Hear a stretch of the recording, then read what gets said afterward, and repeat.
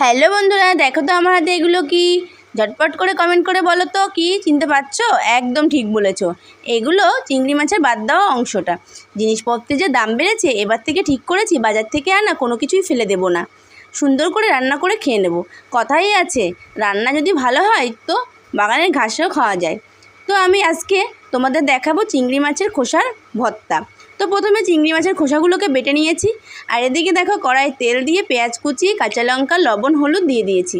দিয়ে ভালো করে পেঁয়াজগুলোকে লাল লাল করে ভেজে নেব। তার ভেতরে দিয়ে দেব বেটে রাখা চিংড়ি মাছের খোসা, দিয়ে গ্যাস কমিয়ে সুন্দর করে আস্তে আস্তে ভাজতে হবে। বন্ধুরা খেয়াল রাখবে, গ্যাস বাড়িয়ে দিলে কিন্তু পুড়ে গেলে আর ভালো লাগবে না।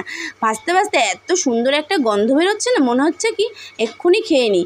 আর এরকম যদি গরম ভাতে চিংড়ি মাছের খোসার ভর্তা থাকে না, সেদিন কিন্তু দুমুঠো ভাত বেশিই লাগবে, চাল কিন্তু একটু বেশি নেবে।